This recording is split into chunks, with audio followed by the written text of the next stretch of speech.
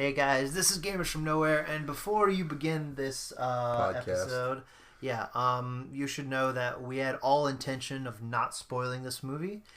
But it's kind of hard to sit here and talk about it and give our honest opinion without some stuff slipping up. You'll hear it throughout the podcast. We talked about we were going to take it out of editing and everything, but then it just kept coming up, and there's nothing we can do about it. So if you don't want to get it spoiled, don't watch. If you don't care, then watch and enjoy and leave a comment, because we forgot to say all that. Oh yeah, leave a comment. Discuss what you thought in the comments and everything, but we're really sorry for screwing that up and spoiling it for anybody that wanted to listen. But again, there's only 9 of you guys out there, so not much of a spoiler if you've already seen it, because I know most of you have. So alright guys, that's all I have to say. Alright, thanks. Sorry. Enjoy the episode.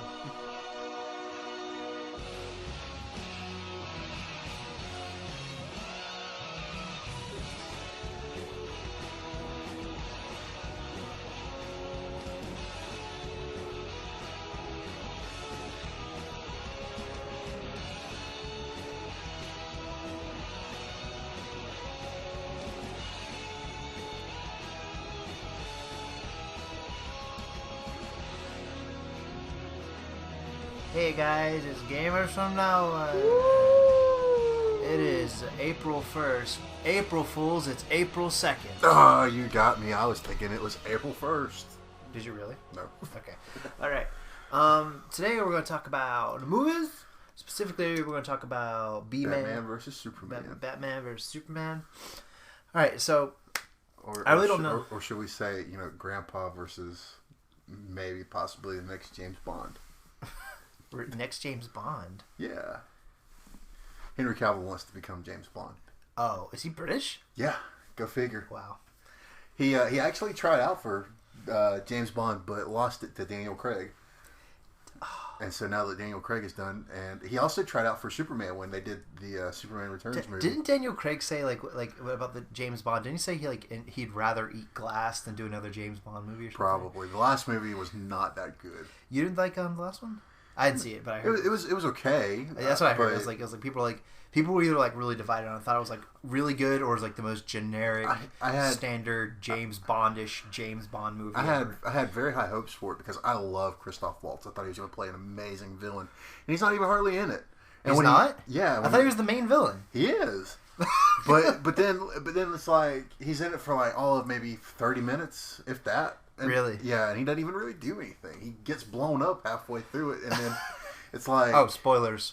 Well, I mean, it's James Bond. You expect that there's going to be... But, I mean, he doesn't die from the explosion. He's very mutilated from it, and I won't give away what actually happens, but it's just like...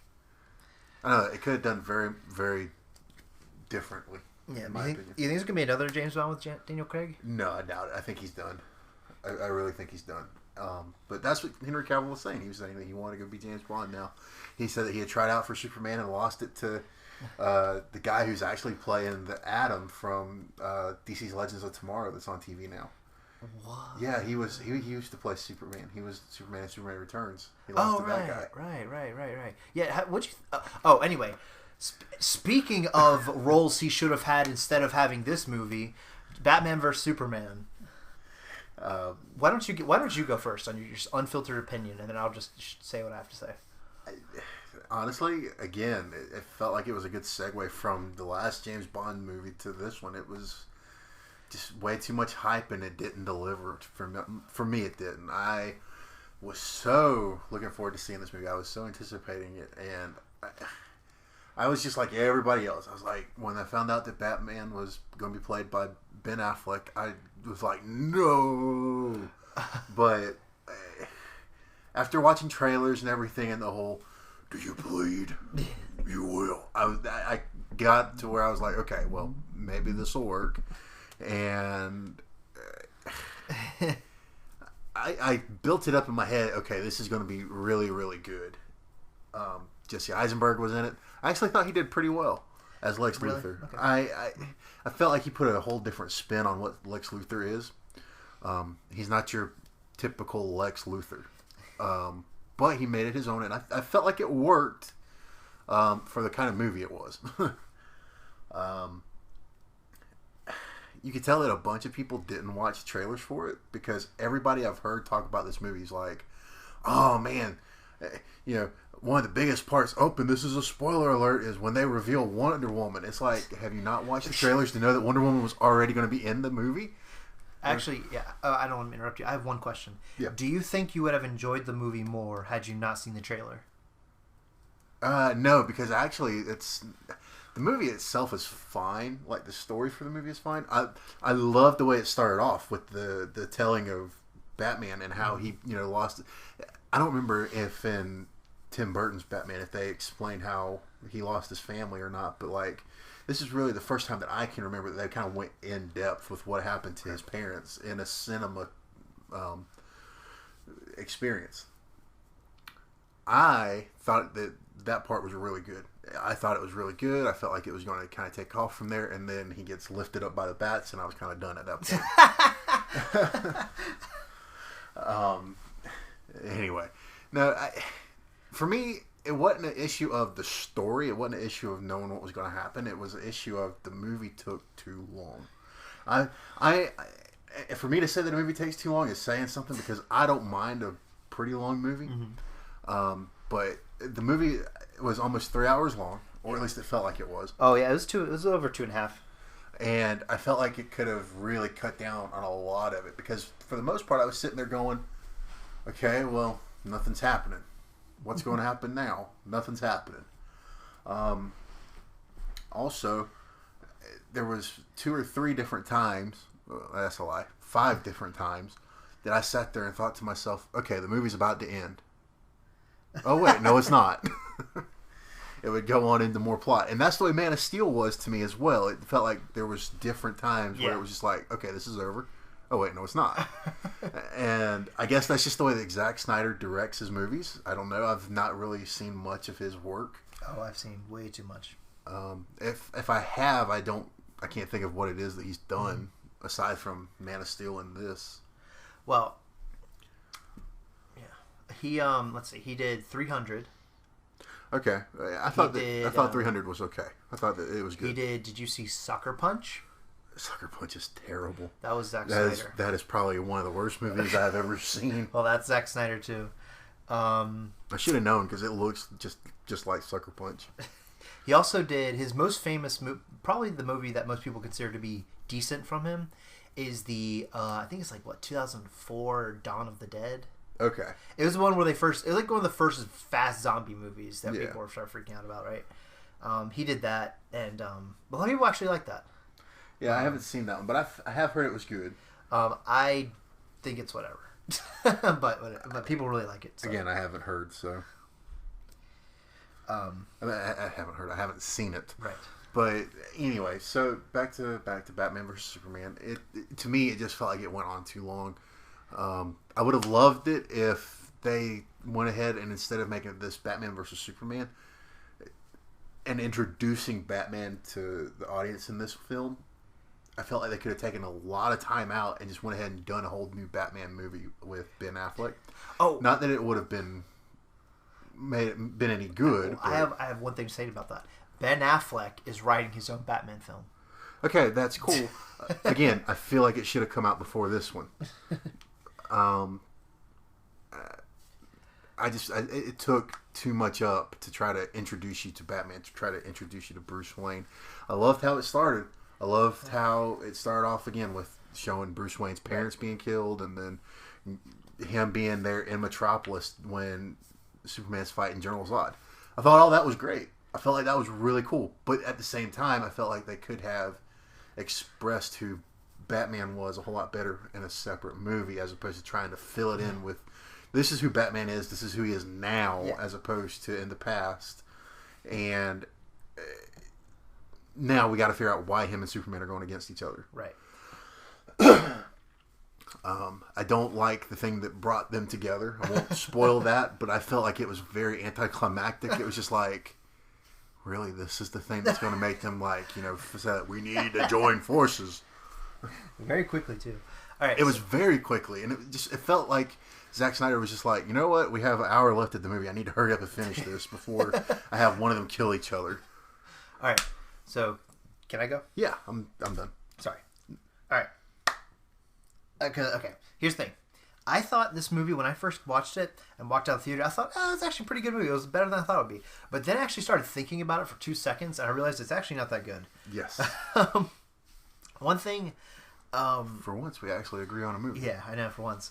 For one thing, I thought it was trying so hard to sell us... It was like trying to tell a story, but at the same time, it was trying to cram as much crap into the movie it possibly could. Like, instead of focusing on, like, a story which could have been okay-ish, it wouldn't have been great, but it would have been better, they're instead like, okay, let's first have Wonder Woman in here, and don't forget, we're going to set this up for Justice League, so we have to have cameos of all these other superheroes. Which is fine. I thought that all of that was great. I think that the fact that they had Wonder Woman in there was fine as well. I don't like the way that they introduced her. I just felt like she was just kind of thrown into the mix. She wasn't even necessary, really. Not really. During the fight, yes, I felt like she was kind of necessary. Okay. But the whole how her and Bruce Wayne meet at Lex's party and stuff, that just to me just was, it didn't fit well, because to me, Diana Prince is not the kind of person that's like, super spy. I'm gonna go through. Yeah. That's just not who she was to me, and so it just didn't fit very well. Now I could be wrong. I'm not very well versed in Wonder Woman and all that kind of stuff. Right. I know her through Justice League and the Justice League animes and that kind of stuff, but like actual Wonder Woman, I thought she was like a secretary or something like that. So it's kind of demeaning. Okay. But no, but seriously, I thought that's what her role was in the Wonder Woman TV series that came out back in the 80s, 70s? Yeah, those are Super Friends maybe and stuff. I don't know. I wasn't trying to be demeaning or sexist or anything there. Right. That's what I thought that her job was in the TV show that she had. So yeah, I felt like it was crammed full. Another thing I had a problem with was I never quite understood what Lex Luthor was trying to do. Okay, so if you look at his end product, it was this giant monolithic Kryptonian gross CGI monstrosity, which we all knew was going to turn into in the end. Right. And on the other hand, he's like completely obsessed with trying to make Batman and Superman kill each other. But at the same time, it feels as though why not just make Doomsday? You already have Zod. You're already busy doing that. I guess you're hoping that Batman will kill him with kryptonite. But at the same time, you made it to where Superman could easily kill Batman. I mean, it just I felt like it was kind of weirdly loose ends there, and it kind of felt like it felt very. It felt like Zack Snyder was like, "Oh, we have this interesting story where we're gonna make Doomsday, and oh crap, I forgot it's called Batman vs Superman, so this is actually all about them fighting." Yeah, I feel like the title is very misleading in this movie because they fight for all of 15 minutes. I agree with you on the whole Lex Luthor not making any sense as to what his, but at the same time, he is insane in this movie. So I guess you're not supposed to understand what it is, but I guess so. I would like to know what it was that Superman did to where Lex Luthor just does not like him. Because I mean, you can understand why the guy that lost his legs doesn't like Superman. Superman, because of everything that went on in Metropolis, he lost his legs thanks to Superman. Yeah, a lot of it seems like, is this born out of fear of Superman's powers for Lex Luthor, or is this actually because he wants to be able to control those powers? I'm guessing the movie wants us to walk away with the idea of the latter idea, that is because he wants those powers or create something, but we don't ever know, really. We don't understand why it is, because like when you first meet when you first meet Lex Luthor, he's this happy-go-lucky kind of guy. He seems very innocent, very, like he wants to help out with stuff, which is the way that he's portrayed in every other thing. But at least from what I have seen from the Justice League animated series and from comic books, he always had that dark undertone to him to where you could be like, okay, I could see where he's trying to be nice, but at the same time, I get a very eerie feeling. The way that Jesse Eisenberg played him, he felt like he was trying to be everybody's best friend up until he actually did show his true colors. Right. So, I agree with you. I felt like it was very rushed. I didn't pick up on why he was trying so hard to get the two of them killed. I guess because he knows that he's got master plans, and I guess the two of them could stop him easily. Yeah. But I never realized how close Metropolis and Gotham were. Yeah, apparently there's next door neighbors. Also, and like, so yeah, we have. So what do you think of Doomsday? It just, I mean, okay. They didn't do Doomsday any justice in this movie. It was the dawn of injustice. It had to have been, man. Dawn of Justice, my behind. No way. So what I've read is Doomsday is actually very is even more powerful than the movie makes him out to be. Oh yeah. Doomsday is like Doomsday is fear for Superman because Doomsday is the only person that Superman can't defeat. Really. Right, yeah. It takes the whole Justice League when it was just the Flash, Batman, Superman, Wonder Woman, Green Lantern, and Aquaman. It took all of them to be able to beat him at one point. The spoiler alert if you're planning on reading the comics, but the death of Superman is Superman versus Doomsday. Right. They kill each other, but still it's the only time, well, not the only time that you see Superman die, but it's the first time that you see Superman die. This person that's invincible, can't be killed without using kryptonite, right, is just beaten to a pulp. Right. Yeah, I think that's really interesting. And I feel like I never felt that worried about them when I watched the movie. It felt like they were sort of even, and it felt like Doomsday was like, okay, he's just a big oaf. You know, like he's strong, but there's nothing really conniving about him. Like Doomsday is very Neanderthal-y. It doesn't really have much thought pattern going on, but he's not as monstrosity as what the movie made him out to be either. Right. He wasn't one that was easily to be created and defeated in 20 minutes. Right, yeah. So I thought that was kind of disappointing. I'll say this. One thing I did like, though, is I thought Ben Affleck's performance as Batman was better than I thought it was. It was a whole lot better than I anticipated. It was a lot better. It was. I don't quite like that weird microphone trick he does in the movie where it distorts his voice. Weirdly. I think that's still sort of But aside from that, I thought it was pretty decent. It does work, though, because I saw an interview that Ben Affleck did, and he said that he had talked to Christian Bale, and Christian Bale, gave him some pointers on what to do and that kind of stuff. And when he went to go film, he asked, "Do I need to talk like I'm Batman or what?" And Zack Snyder's like, "No, we're gonna distort it when we go through editing," because he felt like if Bruce Wayne used any of his real voice, that people would catch on. Oh, hey, Batman's Bruce Wayne. That's true. Especially with the fact that now he's 20 years into doing this in the movie. So it kind of made more sense that they would use a voice distortion. Right. So that part, I didn't much mind it. I thought that they could have done it a little bit differently, but I also liked it at the same time. Right.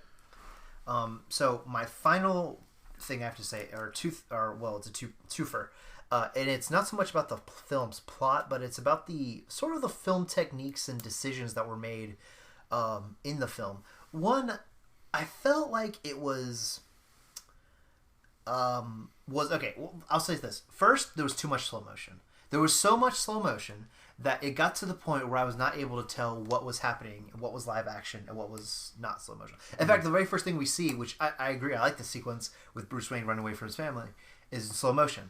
Their parents' murder, slow motion. Well, and all that kind of made sense for it to be in slow motion, in my opinion, because it's a memory. It's a look to the past and try to get a full. Because you got to think about it. If you're an 8-year-old boy sitting there watching your parents be murdered in front of you, everything is going to go in slow motion. So I felt like that was a good portrayal of that particular part. But the rest of it, like him running off during their funeral and that kind of stuff. Him looking at Superman versus Zod, slow motion. Him, the way that the camera just kind of panned up into that building like it was an actual camera, like somebody sitting there filming all this going on. It was that. I agree. Some of the filming and editing was the entire funeral segment at the end was in slow motion, pretty much. them putting him in the ground slow motion. It felt like Yes. I was expecting them to start talking and it was just everything was just overly dramatic, and if you make everything dramatic, then nothing is dramatic. Right. So do you think they did a good job of trying to make you feel like Superman died or at all? Or? No, I honestly, I feel like they kind of. Oh, I'm sorry, I completely spoiled that. We'll take it out in editing. Okay. So I won't even worry about talking about that part. Okay. I guess. But Yeah. anyway, I felt like the end of the movie kind of. I'll say this: the end of the movie felt a lot like the end of League of Extraordinary Gentlemen. Do you remember that movie? I do remember that movie. Yeah, with Sean Connery's in it. Yeah, it felt a lot like the end of that movie to me. So, viewers, if you have seen it, you'll understand. If you haven't, go see it and then watch League of Extraordinary Gentlemen. I actually think that's a pretty good movie. I know a bunch of people don't like it, but I thought it was pretty good. But anyway, that's beside the point. One last thing I have to say is I couldn't figure out, for the average person that watches it now, I'm sure that most people figured out that at the end of the movie, they're leaning towards, the Justice League being formed and Darkseid coming into play. But if you don't know who Darkseid is, then the whole end of the movie didn't make any sense to you. Because I know I went and saw it with a bunch of my family, and everybody was like, "What was Lex Luthor talking about at the end of the movie?" Yeah. And I had to explain to them what he was talking about. And I just don't see why Batman would be so worried about it, because I don't even think he knows about who Darkseid is at this point. So what is Lex Luthor saying? He's coming. Have anything? Okay, who's coming? Who? They just killed Superman and... viewers, deal with it. Listeners. We can't talk about this movie without spoiling that part. I will put something at the beginning of this episode. It's like, okay, we're going to spoil one major segment at the end. We'll put a huge spoiler alert. We're so sorry. There's only 9 of you that's watching this anyway, so it's fine. You've probably all seen it, so right. But yeah, so you've already killed Doomsday and Superman. Who's left to worry about? To be honest, like, where do you go after you kill Doomsday? Yeah, and inevitably beat Darkseid? Like, there's nothing to worry about. I mean, it's not like Avengers where it's like, oh, we beat Loki and now we beat Ultron, which are two powerful people. And but you still have Thanos that you have to worry about. Thanos, who's way stronger than them. See, yeah, to me, it's like, okay, they don't, that they can't know who Darkseid is. No. Not yet, so they don't know how powerful Darkseid is. Darkseid, I think, is not as powerful as... He's not meant to be as powerful, because Darkseid existed before Doomsday, and Doomsday's like... The end-all, be-all. But the thing about Darkseid is he's so smart. Right. So he's got the power that Superman has, but he's so evil and so smart about it. That's what makes him so sinister. So, needless to say, I still don't see why Batman's like, or Bruce Wayne is like, we need to get a team together. We need to gather everybody together because they're going to have to fight. Why? Because Lex Luthor's saying he's coming. Who's coming?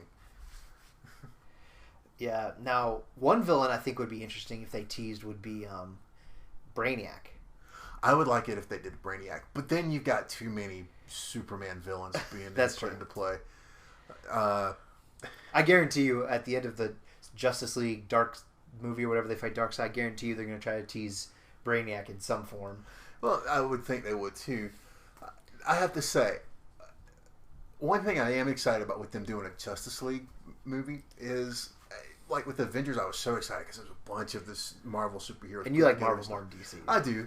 But at the same time, you really never had that big group of supervillains that came together. It was always, the one supervillain here or two supervillains over there that met up, and the Avengers just so happened to be working together at that point.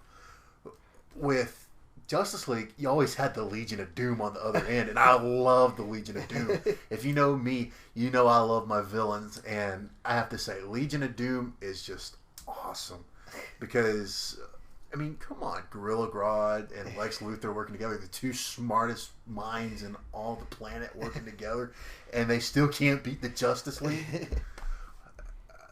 It just, to me, I love the thought of Justice League versus the Legion of Doom movie coming together. That's what I'm looking forward to the most. That's why I'm gonna keep going and watching these movies in hopes that that's the way they're going to take it. Now they could possibly go a whole different way with it because it would be very hard to get all those superheroes and all those super villains in one movie and make it work.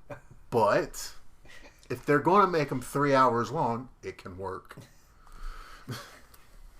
All right. Well, do you have anything else to say? Or I think we're about out of time as it is. So all right. So those are our feelings on Superman vs. Batman. Not a terrible movie, but one with pretty obvious flaws. It wasn't bad, but it barely makes that okay status. That's a good way to put it. It barely gets in there. It's okay. It's okay.